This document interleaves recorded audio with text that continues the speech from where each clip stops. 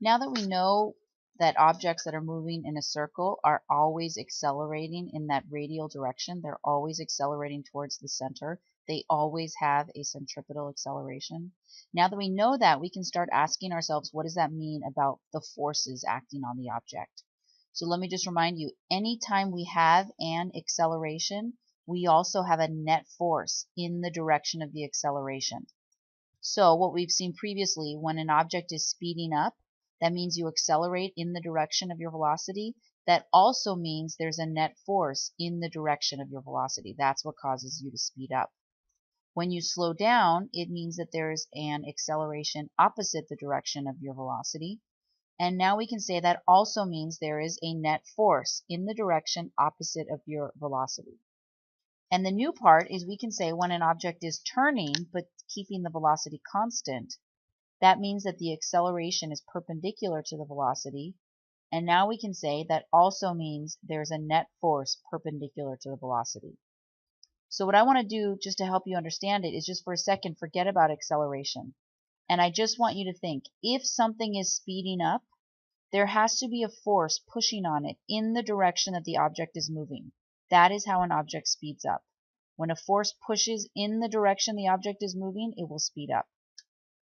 When a force pushes in the opposite direction that an object is moving, it will slow down. Let me say it again. When a force pushes in the opposite direction that an object is moving, it will slow down. And finally, when you have a net force, this is the total, this is the sum of all the forces on it acting on your object. When that net force is perpendicular to the direction the object is moving, it will cause the object to turn. Another way we can think about that is, if an object is turning but keeping a constant speed, there has to be a net force pushing it perpendicular to the direction it's moving. And in terms of a circle, I would say if an object is moving in a circle, there has to be a net force pushing it towards the center of the circle. So this force we're going to call a centripetal force. So again, we're still looking at uniform circular motion. So we're looking at objects that are moving in a circle at a constant speed. All of those objects have a centripetal acceleration. They are all accelerating towards the center of the circle. That's why they're turning, because they are accelerating towards the center of the circle.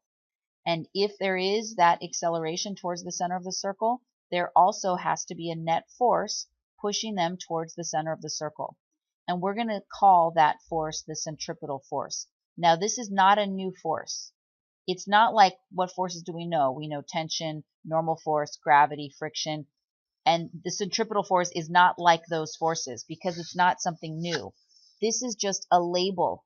It's an extra label that we're going to attach to a specific force. One of the forces we already know about. Okay, so maybe in some cases friction might be the centripetal force in that case. Or maybe tension might be the centripetal force in that problem. So this is not a new force. We still are considering all the old forces, and then we're just asking ourselves, in this problem, which of the forces that we already know about is the one that's making the object move in a circle? So, for example, here is a guy, he's holding onto a string, and there's a ball on the end of the string, and he's swinging the ball in a circle. Okay, and I want to know, in this case, which force, or sometimes it's forces, but most of the time it's just one force, which force is acting as the centripetal force in this case? Which is the force that is always pulling this ball towards the center of the circle? Which is the force that allows this ball to move in a circle, right? The ball wants to travel in a straight line because that's Newton's first law. It wants to just keep moving in a straight line at constant speed, but something is pulling it towards the center. The force that's pulling it towards the center is the one that we're going to call the centripetal force. In this case, which force is the centripetal force? It's tension. So in this example, tension is the centripetal force.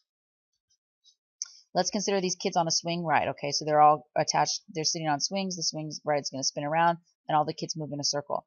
In this case, which force is the centripetal force? Well, it's the tension force. Again, the tension force. Let's consider planets that are orbiting the sun. Okay, they're moving in a circle. Which force, in this case, is the centripetal force? It's the force of gravity. Let's consider a car driving in a circle on a road. Which force is the centripetal force in this case? Well, it's the force that allows it to move in a circle, okay? If this force were not there, the object would not turn. It would just move in a straight line. What force is it that allows this object to turn? It's static friction. If there were no static friction, if you were driving on ice and you turn your steering wheel and tried to make your car turn, you would not turn because there's not enough static friction there to make you turn. So in this case, the centripetal force is the static friction force. How about on a roller coaster? Okay, these people in this car are moving in a circle. What's the centripetal force that's always pushing them inwards? So one way you can figure out what the centripetal force is, it's the force that's always pushing them inwards. In this case, it's the normal force of, like their seats on their butts, or, the track pushing on the cart. That's a normal force. That is the centripetal force. That's the force that's always directed towards the center of the circle. Okay, so we're going to keep in mind our new coordinate system, the RTZ coordinate system. We're going to also keep in mind Newton's second law. Newton's second law says the net force on an object has to be equal to the mass times the acceleration of the object. And don't forget that force is a vector and acceleration is a vector. So what I can do is take this equation and break it into components, just like we've always done. We used to break it into x and y components. So I would say the net force in the x direction equals mass times acceleration in the x direction. And the net force in the y direction equals mass times acceleration in the y direction. That's what we used to do. Now when our objects are moving in a circle, I'm going to break this equation into an r component, a t component, and a z component. And it's going to look like this. The net force in the r direction is equal to the mass times the acceleration in the r direction. The net force in the t direction is equal to mass times acceleration in the t direction. And the net force in the z direction is equal to mass times acceleration in the z direction. Now, if we're talking about uniform circular motion, a sub t and a sub z are 0. So the net force in the t direction has to be 0, and the net force in the z direction has to be 0.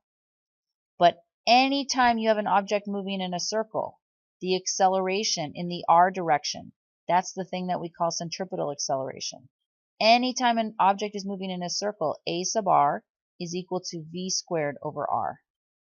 Or you can also say a sub r is equal to omega squared times r. The m is just there because I have an m here. So this is the one we're going to focus on most of the time. And if we have an object in uniform circular motion, we come back here and we're asking ourselves, where is that net force? There is a net force pushing it towards the center of the circle, and that's it. Because this is the force that makes it turn. I don't have any force in this tangential direction, or that would make it speed up or slow down. I don't have any force in this upward direction, or that would make it like fly off the plane of the circle. But I do have a net force pushing it inwards. That's the centripetal force. That force pushing it inwards is always going to be equal to mv squared over r, or m omega squared times r. So in general, this is the equation that we're going to focus most on. And you can guess that what we're going to do in our problems is draw a free body diagram, figure out the net force in the different directions. If it's a net force in the z direction, make sure that's equal to 0. If it's a net force in the tangential direction, make sure that's equal to 0. And then we'll look at all the forces in the r direction. Most of the time it's just one force. Set that force equal to mv squared over r, or m omega squared times r, and then we can solve for whatever we're trying to figure out.